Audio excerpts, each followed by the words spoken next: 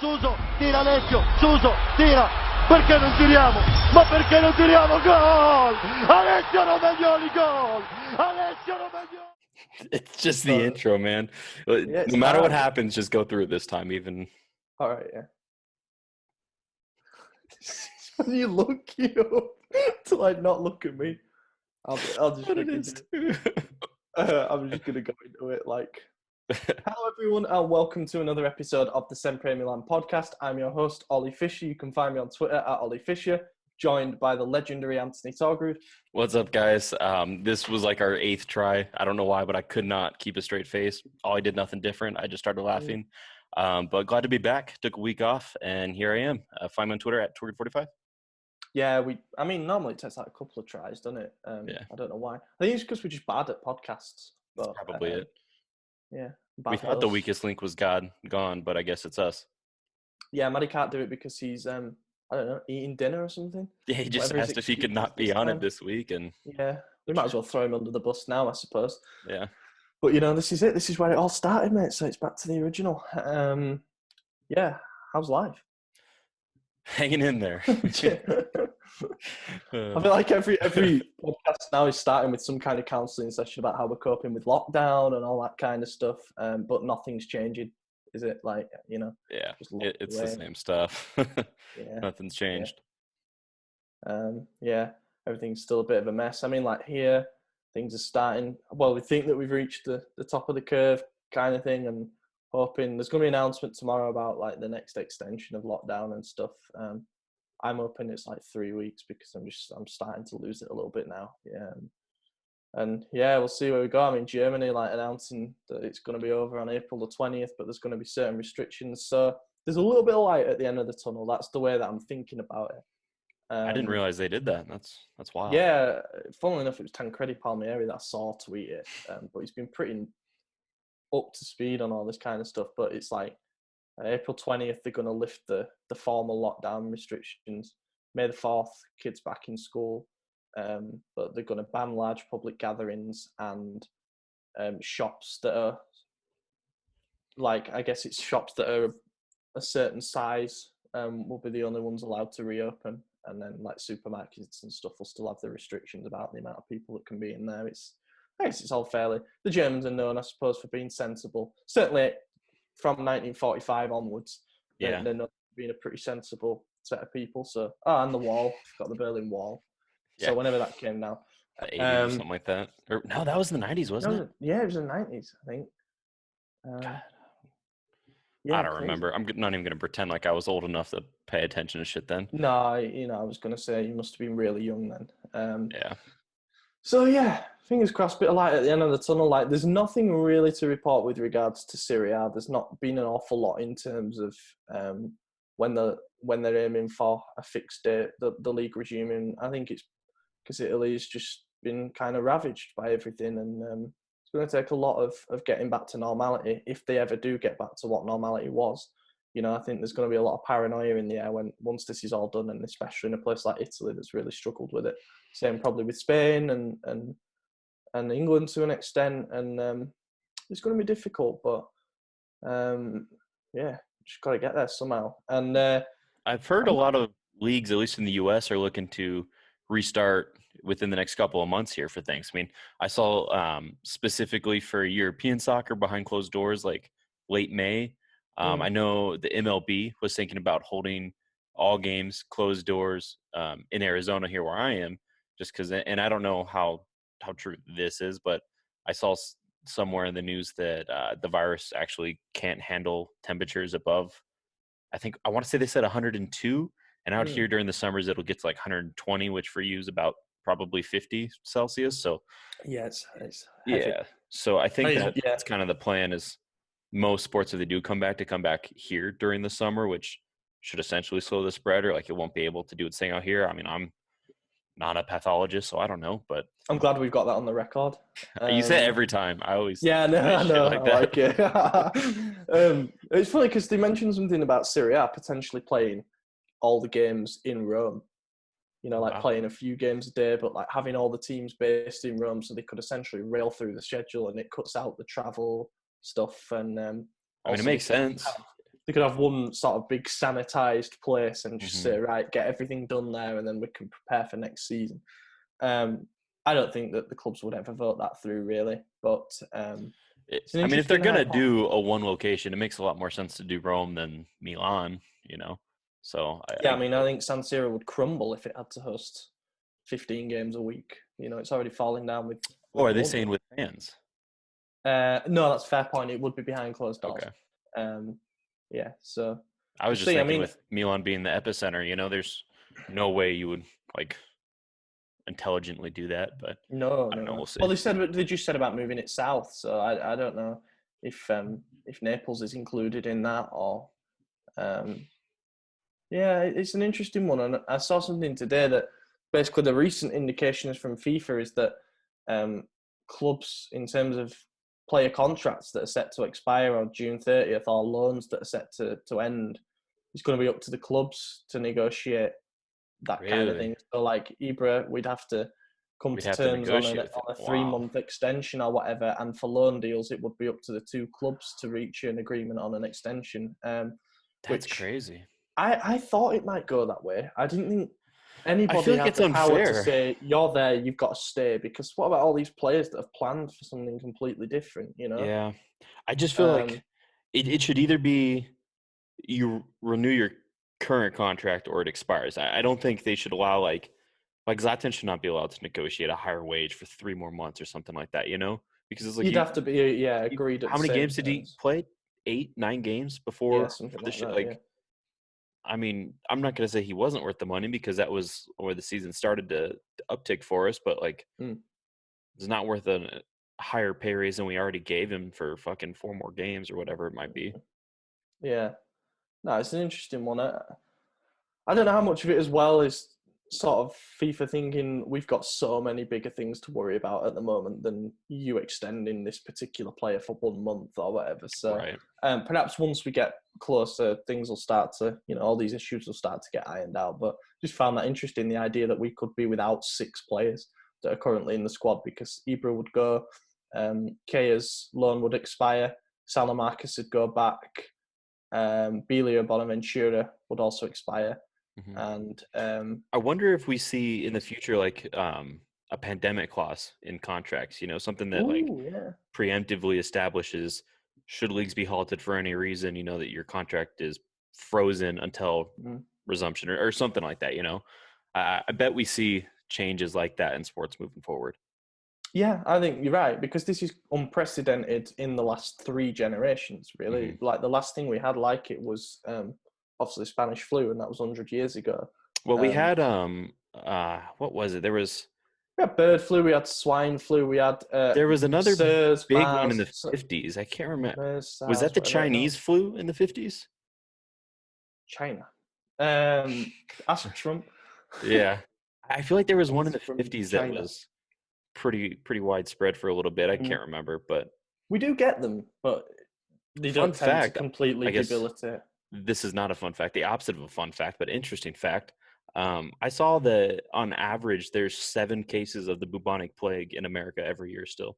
And most of them are in northern Arizona, so that's unique. Wow. Yeah. I mean, I know from talking to somebody who has spent a lot of time with the British military out in the Middle East that they have reserves of all of these.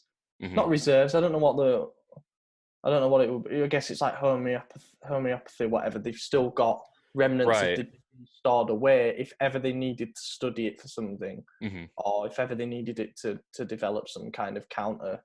Yeah. If I the think it's strain like came. very treatable now. It was just Mhm. because however many hundreds of years ago it Well, it's like was Spanish flu impossible. was apparently sort of less genetically complex than the one that we've got at the moment. No, Yeah. sorry, less biologically complex than the one that we've got at the moment. But they just poor populations, Hmm. not the same level of communication that we have nowadays. Just lack of knowledge even, you know. Yeah. hmm But So yeah. yeah. Fingers crossed we get football back soon. I guess. Anything. I'll take any sport back. Yeah. Uh, it just feels weird. Like it just feels weird. It would have been a welcome distraction, but it is what it is. Anyway, football. Let's talk about football. Let's talk about Milan. What I want to do first of all, because we do. I think be lying to say that we have a huge stack of subject matter to get through while all of the stuff's halted. So I wrote a feature today, and you haven't read it, I don't think. No. You never read anything that I write because you say it's rubbish, but that's absolutely fine. I read some stuff. Yeah, that's fine. What I did is I picked out 9 different signings that I think that we should make. Not individual players, but positions. So I'll go through the list and I'll tell you my rationale for it. And You can picked say 9 out of 11. 9 for the squad.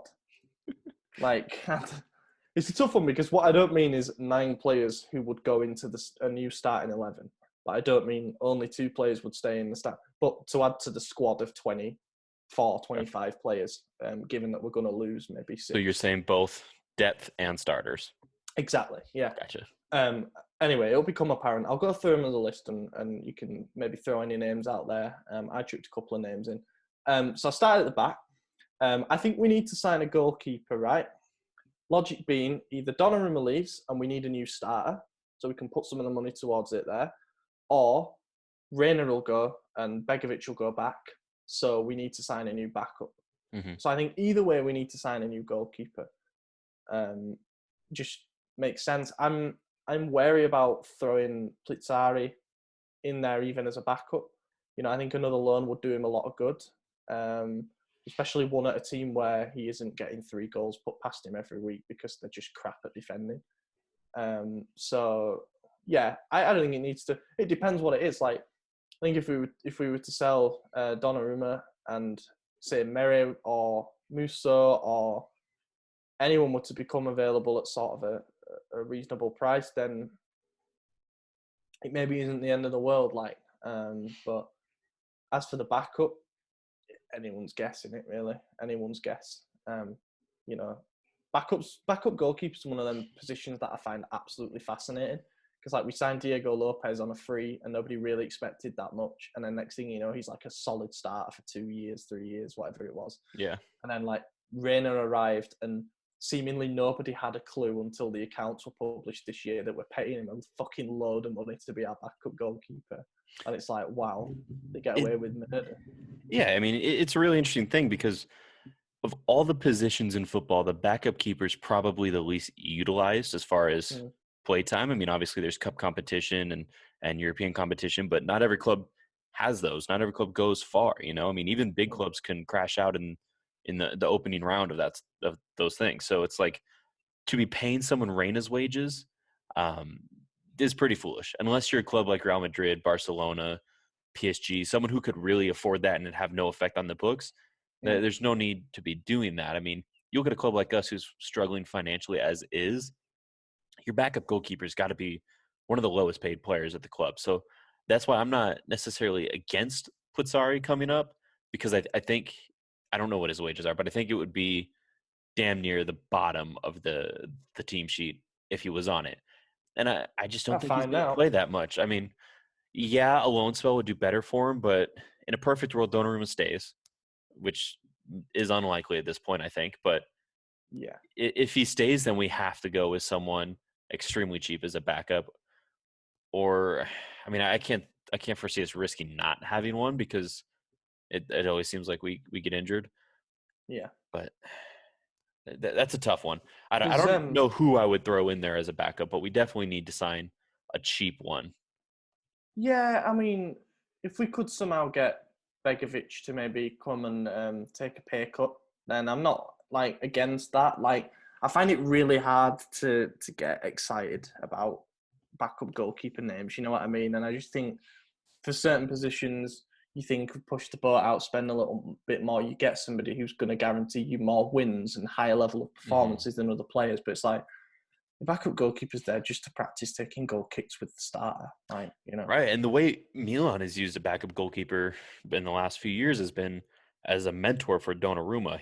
Donnarumma's now at that age where he's really kind of coming into his own, and a mentor isn't necessarily a necessity for him anymore. So, yeah, I don't know if that's what we need. I mean, that's been the route. Obviously, Begovic's experience, Hugo Reina's Lloris experience is an interesting one, you know. He makes too much. There's no way. Yeah. I don't know what he earns actually, but I remember salary being a bit of a. But that would have been if he goes. I think Donnarumma goes. I think Lloris is on like close to Donnarumma's salary, maybe even more, just because it's Premier League. I mean, your backup goalkeepers That's are true. making a World Cup lot. winning goalkeeper as well. Like, Yeah, yeah, he's not had an amazing season. Obviously, he broke he dislocated his elbow, didn't he? And that was one of the most horrendous injuries I've ever seen live. oh yeah, Um, that was and awful. then they've got He is making an annual Gazaniga and salary of 5.2 million pounds, so about 7 million about euros. 6. Six, yeah, That's close at 6, but yeah, it's yeah, Donnarumma money. That, yeah. yeah. So I just don't foresee that move. I mean, unless we got rid of Donnarumma, I don't mind paying close to those wages for someone like Lloris, a World Cup winner. Nice, yeah. I would like, if we still Donnarumma, I would like the money to be put towards signing someone who could be his long-term replacement, Yeah, I like agree. a Murray or a Onana. yeah, that would work. There's plenty of good goalkeepers around. I mean, even the guy from Sporting, and I can't remember his name now, but he's meant to be good. And also the Walter Benitez from Hmm. Lille, who's expiring. I've heard his name thrown out there, and he's got a good record as well. Yeah. Anyway, no more goalkeepers. Fullbacks. We definitely need a So right back. yeah, I got right back in. I said at least one. Yeah. But I can't imagine us selling both Conti and Calabria. I think if either goes, it'll be Calabria, just so we get the pure capital gains. But I've maintained the whole time. I think Calabria is the one worth sticking with. You know, Yeah, out Conti's of those two, older. I don't know if either Conti's of them are older. worth it in the long run. Yeah, we probably do need two, but I think the important thing is to bring in a starter this summer. If we sell Calabria, like you said, pure capital gains, I still see us signing two because Conti is just not worth it. I mean, Yeah. we had the experiment, we failed. Granted, there was injuries; it's not necessarily his fault, but he's had time to find form, and he just hasn't. So I don't know if I guess I don't see us really signing two either because I'm still trying to think within the constraints of financial fair play, which who knows what that's going to even entail this summer with COVID. So I Mm. I don't know, and I really that's the other thing is I don't think the club even knows. You know, Mm. I think they have a bunch of what if scenarios, which isn't abnormal, but for the budget itself, I mean, who even knows who our sporting director is going to be this summer? I mean, Head coach. there's Everything. so many variables. I mean, I don't know who would you sign as a right back. This is why I think I wrote the article in the knowledge that there's so many uncertainties up in the air. It's more about identifying the positions and then saying to Right. the manager, "Who do you want?" Really, Yeah. it's all right saying, "No, for right back, I'd go out and get Serge Aurier," but it's it might not be what Ranić wants. He Hmm. might want a younger guy that he can work with. The two names that I did pick out that we were linked with that I think would fit the profile. Denzel Dumfries, who's PSV's right back, starts for Netherlands as well. He looks good. Like low centre of gravity, battles for the ball. A bit like Teo, really, but better defensively from what I gather. Not as good going forward. And then that Odriozola from Real Madrid, who's Yes. on loan at Bayern Munich. And there's actually been solid rumours about that, about us like trying again for the Teo thing. But everyone's like, oh, the great relations between Real Madrid and Milan, and I'm thinking they're probably really pissed off at how the Teo thing worked out. You know, they lost a really good left back and a long-term Yeah. replacement for Marcello. I don't think they're going to be that eager to throw us another fullback for free. Well, and Or, that's the or thing too. I mean, everyone talks about our relationship, but it's been really one-sided lately. I mean, ever mm, since Diego Lopez, no, even mm, before that, Kaká's return. I mean, they gave us a free Ballon d'Or winner who was one of the, their most expensive purchases at the time, gave him back to us for free. Diego Lopez for free. I mean, Teo, at least we paid him, but like it's been a one-sided relationship, and it was mainly based off Galliani, who's gone. mm. And the only reason we were pulled off Teo is because of Maldini's from that era. And if he's gone, then I don't think that relationship is as solid as people think. No, I agree with you. It was more just a name of somebody to throw in there who was I good. think he's a And great pick. I would absolutely take him. I mean, the report that I wrote up earlier in the week said 15 million euros, and it's like, what a steal that would be. Yeah. For Yeah, I a just think fullback, I mean, they've that's learned a their lesson position now. in high demand always, and there's never a lot of players out there that can do it I well. think So it's the why not? weakest position in football. Hmm. I don't think there are many good I mean, that's why Alexander Arnold's rated so highly, because he's like one of 3 decent fullbacks. It is what it is. Left back, obviously we've got Teo, so I just put a backup, and a backup importantly that doesn't mind playing second fiddle. You can't go out and get a veteran left back, and they're kicking off about never playing. So I wouldn't mind if Anthony Robinson, everything goes okay with his surgery, because he's got to have surgery and it's been delayed because of everything. Then I would like to revisit a deal for that. I think it makes sense. We had everything sorted. Yeah, it makes sense. The club wanted him. The financials are there. I mean, he was going to be one of the cheapest transfers we've made in recent memory, and plus he's one of my compatriots, so I would love to see it. Yeah. I don't know much about him. It's more the idea. Again, it's more the identity of a player that would be happy to shadow, would be happy to be here to work for the opportunity to learn from Teo, for them to be able to push each other. Like Laxalt's just not there. He wants to be starting at this point. He wants to play in a big and I don't blame him. He's almost 30. No. I mean, he needs that time. That's why he had such a good fit at. Where do we have him on loan? Was it Torino? I can't even remember. It's been so long. Yeah. I mean, they're on about him going back to Genoa and maybe in a swap deal for thinking, who's the right back, and he's having a really good season. But I don't know about signing players from Genoa. That never seems to work anymore. No. Interestingly, I think he's Matthias Wiener, who is the guy who's like fighting for left back spot in the Uruguay national team with Laxalt, and Laxalt's not playing, and Wiener's having a good season. And of course, we were linked really heavily with Wiener in the January transfer window. So it'd be quite funny if we binned Laxalt off and then signed Wiener and just never played him. It wouldn't be funny, but it'd be ironic, I guess. Tables turning and all that. So yeah, backup left back. The centre back thing was difficult because there's so many different variables. But what I suggested is that we renew Romagnoli, and we'll just, as a little tangent, Fabrizio Romano, probably one of the most reliable journalists in Italy, said that we are in talks over his renewal, and the will of both parties is to reach an agreement. So that's good news, because that's great. It's not about, I don't know, like, I want to be careful when we were talking about having a little rundown about what to say, I joked with you that I'm going to, come out with some soundbite about how he's overrated. I think his playing in big games does leave a lot to be desired. But I think that he's stuck with us through everything, and he's the captain of the club. So to sell him to anyone, be it an Atletico Madrid or any other team that was interested, would never reflect well on us, no matter what you think of him as a player. And also in an area that has so few certainties. He's had about, I think since he broke into the starting team, I wouldn't be surprised if he's played next to 10 different players during that time. And, to then bin him off and throw our backline into even more uncertainty just doesn't seem intuitive to me. So to build off what you were saying about his lack of ability in big games, you're absolutely right. He rarely performs well in them. But just to kind of play devil's advocate or in his defense here, and this is hypothesis, this is not based off any fact whatsoever, but maybe it's because he knows the weight that he carries as like our captain, the only solidified defender that we have. I think he tries to overcompensate in those big games. And what happens is when you do that, you're now leaving gaps because he doesn't have any faith in his partner. So maybe if we get him a good partner, he doesn't have to overcompensate, and then his big game performances go up. It's just a completely made up theory based off nothing, but I like to think. Well, you could have basically shadow written what I wrote. Like I said that the one thing we need a centre back who's going to come in, and we say to him, right, you're his partner now.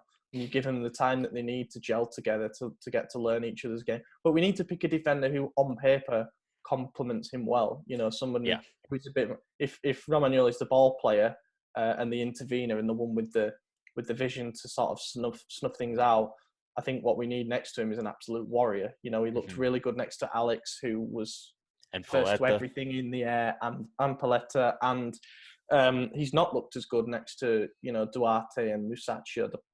They are shorter. Like it's not a coincidence. So I think we need a powerhouse. Upamecano is the name that keeps getting mentioned. Would love that, but don't see it. I think he's going to cost too much. I saw more interest in Jean-Claire Todibo.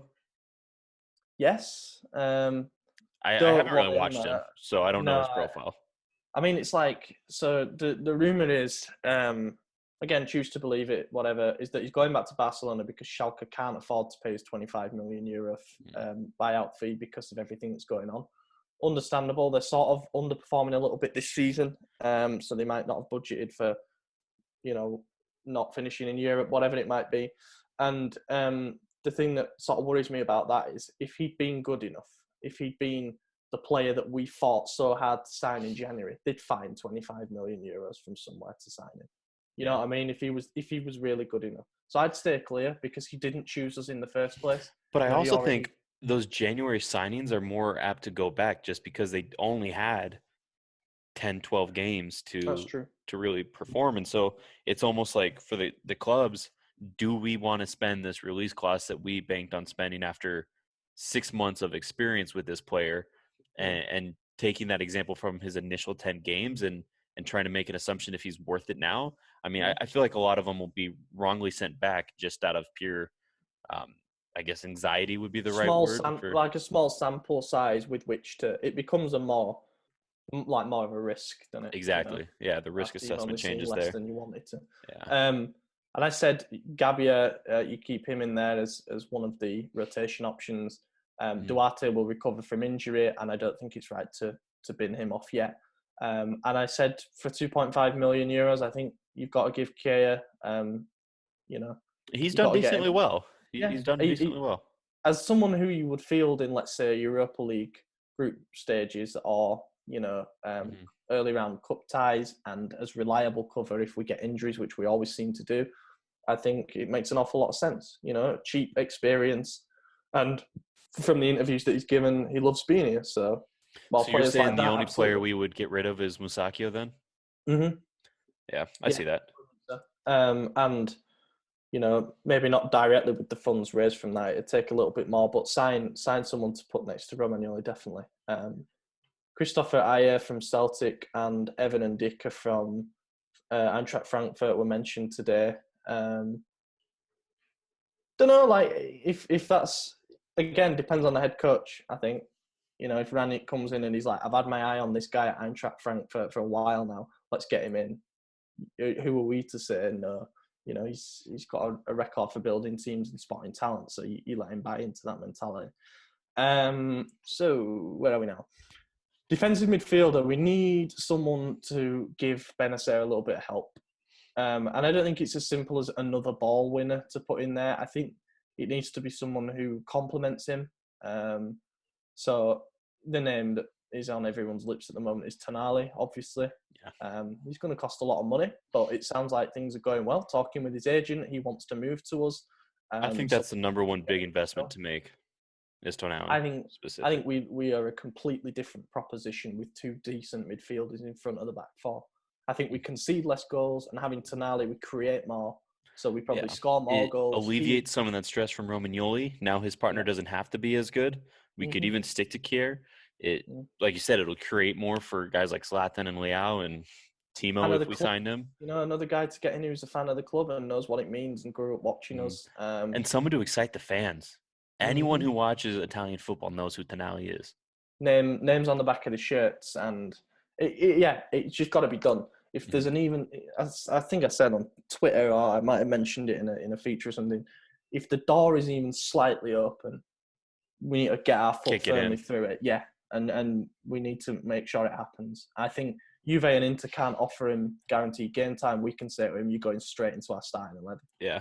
Exactly. And we're gonna stick with you, and next to you in Benacer, you have someone who is one of the best battlers, so you can just focus on doing what you do best. I mean, that's a double pivot that I'd be confident in. Yeah, and it's a difficult one as a double pivot because it depends so much on what's in front and behind them. But that I would have confidence no matter what. Yeah. No matter what, you could put How much do we think Tonali would cost? About 45 million? I think it'll go down because of the COVID, and a club like Brescia is not likely to be massively above the. That's true. So there's talk about it being potentially 30. But again, I don't think we have 30 mil cash to stump up, so it might be a case of maybe loan with obligation, maybe, or we throw a counterpart over to him. I was gonna say Calabria. Or The no, only problem with that is wages then, yeah. because it's like saying, oh, just send them Çalhanoğlu, we don't need him. Or like say, oh, here's Kessie, we don't need him. But it's like, They can't but they're not afford going to them. be able to pay over 4 million, well, Right. over 3 million euros How a much year. does Conti make? Because we wouldn't want to. I don't know how the capital gains works, but I feel like say we were to do 2 million. say we were to do a money plus player deal for that, would the capital gains be more beneficial to send Calabria over or send Conti and then sell Calabria for pure gain? I think that makes more sense. Yeah, that would That make would more probably sense. be the only way we could get rid of both of them It's in the same window. there's something in that. Obviously, it's amortization where Mhm. the cost of players is spread over multiple years. Milan, Right. that window spread it over 5 years for most players. The length of the deal, so I could potentially work it out if we paid. I think I think his value on the balance sheet probably wouldn't be much. I think we'd make a profit if we sold him for 10 mil plus. And Oh, without a doubt. someone's going to take a chance. Like, even if Atalanta did what they did with Caldara and said, yeah, we'll take another chance on him, I'd say, all right. Well, and that sounds like he's being bought out, correct? That's their intention? Yes. Yeah. So we get that money there. Sevilla, as it stands, are going to finish in the top 4. So we'll get the Suso money this summer and not next summer because it becomes automatic. Obviously, Piontek's gone. Save a lot from Reina. Bilia's the second highest paid player at the club at the moment, so he'll go. So I think it all adds to this pot. You know, there was the thing about us saving 35 million alone by June on the wage bill from the players that are leaving. So I think there's money to move around to make something like Tonali happen, but it's just what happens then because I think that's the one move to make. Like, if we could only make one move with all that money, it'd be stupid to throw it anywhere but Tonali because our current squad has, like, obviously we're going through the list. There's a lot of holes, but I think we fix that hole and the rest of the holes aren't as glaring. Mm-hmm. Yeah, I totally agree. That's the one that stands out. I mean, if you get Tonali in and we have to make do with Kea being next to Romagnoli for a season, yes, so be it. You know, that's it. You just find a way to make something like that happen because at 19 years old, he could be the future of our club, along with Benacer, without a doubt. And then I picked out some. So we'll start. We'll go on with the attacking midfielder. I think Çalhanoğlu's had enough time now. Yeah. Get You rid of him. know, I think he's not. He's a divisive character anyway, as it is. You know, the fans they don't tend to particularly take to him. It depends, I guess, on who the manager is. Apparently, Ranić kind of rates him. That's all well and good, but for me, he's had 3 years now to show what he can do, and he's never been able to string 2 good games together. So that's a problem. I know the guy who I would go out and get, without a shadow of a doubt, Castrovilli from Fiorentina. Yeah. He's another guy who we've been linked with, and apparently there could be a swap with Paqueta to make that happen. Again, do that 100%. It makes me sad to see the way and Paqueta's gone, but it makes sense to just do it. I mean, you got to cut your losses. yeah, I mean, interestingly, like, you know, if the Tonali thing didn't work out, I wouldn't be against shipping Paqueta to Benfica for Florentino Luis or something like that, just to get in that defensive midfielder. Good call on that. That has been a thing as well. That's been an actual rumor. Off topic, but still kind of about football. I just got this update Mhm. from ESPN. The Sounders owner is saying that the MLS is going to lose billions because of the shutdown. Yeah. Says their financial losses will be astronomical. Teams are going to need bailing out. You know, there's teams that run close to the line, and that's why I think you're onto something when you say Tonali will be cheaper. I think we're going to see a lot of like those relegation battling clubs and the lower mid-table clubs just kind of selling out. Yeah, they have to because there's a window of opportunity. Well, I can't remember who said it. There's a quote about like there's a tide in the affairs of business, basically, and like they're going to need to cash in to stay afloat, and that's just the bottom line. And it is kind of sad. And Milan may be like that to a certain extent too. We might need to alleviate some pressure on the balance sheet by selling someone like Donnarumma, but then we can brand it as we've been forced into this because of his contract situation. Right. But yeah, I said Castrovilli as an attacking midfielder would be good. I don't think Mario Götze or like who else was linked? Lallana was linked today. God no. We've had Jonathan David's the other one that I really like. Plays in the Belgian league and he's absolutely tearing it up. I think he's Canada international.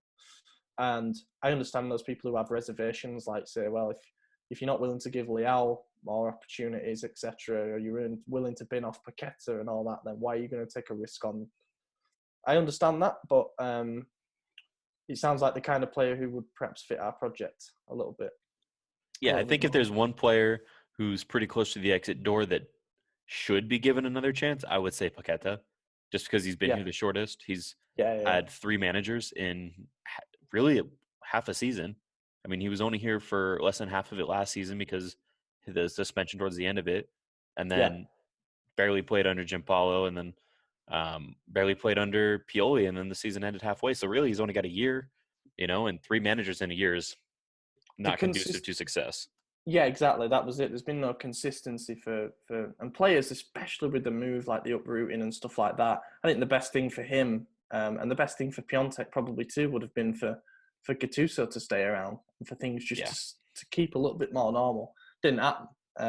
Didn't happen, as we all know. So now we're thrown into another barrel of hypothetical situations. But yeah, and then another one that I picked out was somebody who can do a little bit of both. And I know that's hard. It's like defensive midfielder, attacking midfielder. They're not the same. But there are players out there. We got linked with someone today who's interesting, and I'd like to take a chance on if he would actually cost 15 million euros, like the report said. And that is, how on earth do I say his name? Dominic Szoboszlai. Plays at Salzburg, so obviously. But yeah, I butchered it, mate. Absolutely butchered it. I don't even know how to... Yeah, I got nothing. Plays at Salzburg, so obviously Ranić knows him. He signed him. He's having a hell of a season. He can play defensive or a little bit further forward. So just to have that cover in there would be nice. Then see what happens with Kessié. If decent offers come in, then I think he should be sacrificed for the cause. Again, another player who's been here 3 years now, and for me, hasn't really managed to string a few good games together at a time, apart from when he was next to Bakayoko. And Bakayoko is another name that you could throw in there to maybe go next to Benacer. And yeah, I said Belia and Bonaventura are leaving, so we do need to fill a bit of depth. So that's where Szoboszlai. Chabazian, I don't even know how to say it. Let's go with that. So yeah. And you guys kind of mentioned it on last week's podcast about Kessié. He's great up until the end, and then he doesn't quite get it. I think you were the one who said that, how he works so well up until that final point, and that's what lets you down every single time. So I don't have any problem with him leaving. Like you said, it's his 3rd season. If you really can't figure it out by then I mean, whose fault is it really? Obviously, he's another player who's gone through a million coaches and a million different system changes, teammates, all that. But they all have, and some of them been able to get through it, some haven't. So it is what it is. If Kessié leaves, I'm okay with it. I know we talked about earlier in the chat a swap for Nainggolan is on the table. Yeah. I said no. You guys said yes. I'll be the first to admit I haven't really kept up with football during this break, so my recollection was he hasn't done well. You guys said he was killing it at Cagliari. He's come back to obviously Cagliari, which is his sort of team. It's just the idea of a swap. I think it'd do a pretty good change scenery for both. But yeah, I don't mind. I think that's one of them where it could go either way. A lot will probably depend on Kessié as well. If he wants to stay and fight, then fair play then. Yeah, and then I got a winger, and I said ideally one who could do both, because I like the idea of sticking with Rebic and Castillejo on the left and right. I don't think either have done anything to be displaced. So it'd be good to have someone who could cover both sides. I mean, Depay was the rumour today. I think if he comes in, then it maybe changes things a little bit, and you're looking at playing him on the wing and maybe moving Rebic in behind, maybe playing Rebic up front, or maybe playing Depay up front, or whatever. Well, the thing with Depay is, like you said, I mean, he's one of those versatile attackers. He could play both wings. He could play as a striker. He can even play behind the striker if necessary. I doubt it'll come to that, but I mean, he is a great signing solely because of his depth is everywhere. He's like the offensive Barini who doesn't suck. So I'm all for that. I totally agree. Harsh on Barini though, actually. No, I don't agree with that.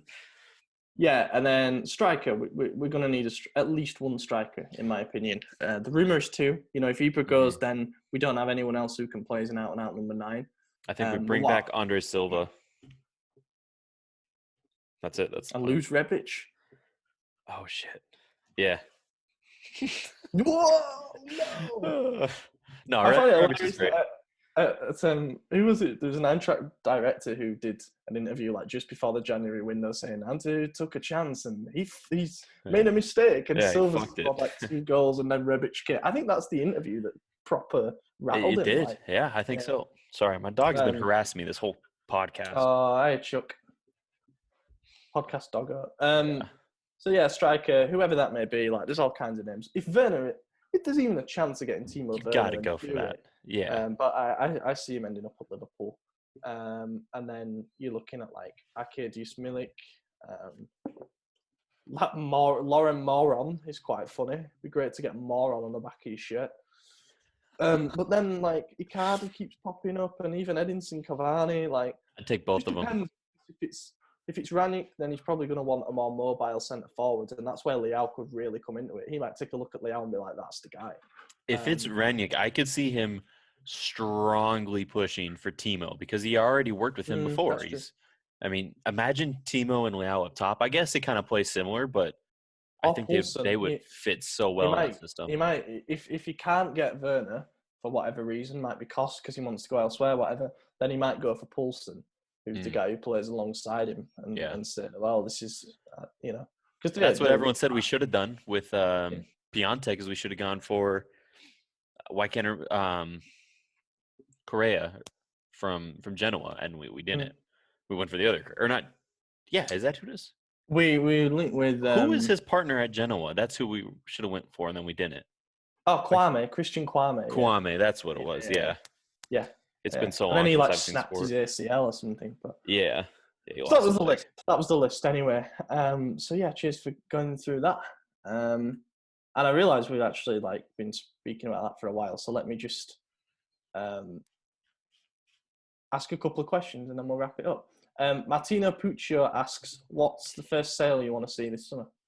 Well, we kind of cover that a little bit, but the club. Sell the club. Yeah, that's a good answer. Sell it to Bernard. Let's get some LV money up in there. No, I think the first sale that I would like to see would probably be Calabria, just for the pure capital gains. I don't want to see Donnarumma leave, even though he is someone who would be a lot more pure capital gains. I think Calabria would be a good exit. Yeah, I think there's two ways to answer this. The obvious answer would be Laxalt or Ricardo Rodriguez on a permanent right, deal. Yeah, someone who doesn't need to be here. It feels like a cop-out answer. So if it has to be someone who's important to us, then that's actually quite a difficult one. Kessié. I think Kessié, he can be sacrificed for the greater good because, again, if we'll get a profit on him, maybe not on the overall fee that we paid, but on the balance sheets, we would get a profit on him, and that could make a big difference. We got that. We got a question about the head coach, and I mean, there's not too much, but this one's a good one from Nerzy's Octavia Wan. I say it wrong every time, probably. Last couple of seasons, we've had a lot of problems with long-term injuries like Caldara, Duarte, Bonaventura. And there's been some questions about the Milan lab performance. Basically says, do you think there's a problem? Is this something where we should be pointing the finger at the medical staff and saying, "Whoa, we're getting a lot of injuries"? Like Biliatore's muscle, Krunic has been out with a torn muscle, Calabria's been out for a while with muscle problem. Is this something we should be worried about? Yeah, I'm going to combine both questions, go back on my first answer and say the first sale should be our medical staff. Get rid of all of them, get in some new people, some experienced doctors, because you're right. I mean, it's been a historic problem for us. Even before all the names you mentioned, back in the day, you look at guys like Van Basten, who potentially could have been the best to ever do it. And his career was cut short at 28 because he had 75 fucking knee surgeries. Ankle injuries. Yeah, whatever it was. I mean, it's been a consistent thing for us. You see players go to Milan and leave a shell of themselves, not because of anything else, but because of injuries, So, yeah, not to point fingers, because I'll give you another chance to say it. I'm not a doctor, so I don't know what's going on, what's being done wrong, but obviously something's not right. Yeah, I agree. It's the muscle things that annoy me, because that's so linked. If a player breaks their leg or something, you can't really legislate for that. Right. But the muscle thing is, to me, the workouts that they're doing are wrong, the stretches that they're doing are wrong, they're being overworked, or they're not managing games correctly. The That to me diet's off or something. suggests something a bit deeper lying than just them having weak muscles. You know, we've had Belia out for like 3 months with a muscle injury. So midfield's been decimated. We had to play Calhanoglu, who was a regista at one point, and it's like, how is this happening to us? Yeah, it's all these small injuries that are like uncommon, have become common for us, and then the timetable always gets pushed back for their return because they re-aggravate it. They get sent back early, and then they tear something else, or it wasn't fixed the way it should have been. I mean, there's so many instances where we see a guy like I think it was Caldara after his first injury when he got here was something small, I believe, and then while he was out with that, that's when he tore his ACL. That's what started his. Wasn't it like he just come back to training and like within a couple of days he did the full on? I think so. I think it was that first day. Yeah. Yeah. I mean, so obviously that there says he was rushed in. Yeah. Yeah, I'm proud to say that I saw Caldara play in one of his 2 appearances for us. That's impressive. I mean, that's the real Copa trivia. Semi-final. Yeah. Yeah. Yeah, mad. So yeah, that is a good point, and it's not something we've discussed on here before.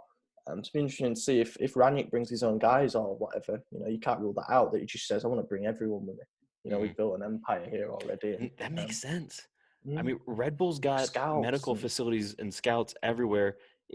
If he could poach them, obviously he's not going to turn us into RB Milan, but I wouldn't mind having a lot of those RB guys. You know, they know what they're doing, so it's not maybe bad. the secret is just that they all neck Red Bull. It The gives thing you is, right, wings. on a serious note, if we are going to do the Ranić thing and we're going to play his style, we're going to need to have very fit players because of the ground that they cover and the press that they deploy, etc. We're going to need fit That's players. why the Ranić thing is so risky, because it's an overhaul in every aspect, and it all hinges on one man. I mean, the only way to do it right is to allow him to pick his sporting director staff, his managerial staff, his coaching staff, his medical staff, his directorial. I mean, everything has to be picked from him because he's got such a precise system that's so vastly different than anything Milan's done in the last decade that unless we give him total unprecedented control of the club, essentially making him judge, jury, and executioner of everything, I don't foresee it working out as seamlessly as everyone thinks it will. That's a fair point. And especially given the current sort of crisis climate that we find ourselves in, uprooting and having perhaps a limited budget and limited time to do it with, and you know, players. Do we think a guy like Ivan Gazidis will allow Ranić to get away with doing whatever he wants? I mean, he couldn't even let Boban and Maldini handle their one job. Yeah, the players that know, the ex-players and now directors that know the club inside out and say, okay, we need experience. They bring in 2 guys in January, Ibrahimovic and Chiesa, who were over 30, and all of a sudden we look a different team. It's like, oh, who's the one that we should be trusting? Anyway, that's it. Everything's a mess, mate. Everything's a mess. Everything's a mess. The one constant, I suppose, is us, which is unfortunate for everybody else. Any closing thoughts? I just want to say thank you to everyone who still listens. Obviously, if you guys have been paying attention, the views have dropped because of COVID. There's no football, so people don't want to hear football stuff. I get it, but thank you to the loyal people that are sticking around. It means a lot to us. It really helps us, so thank you.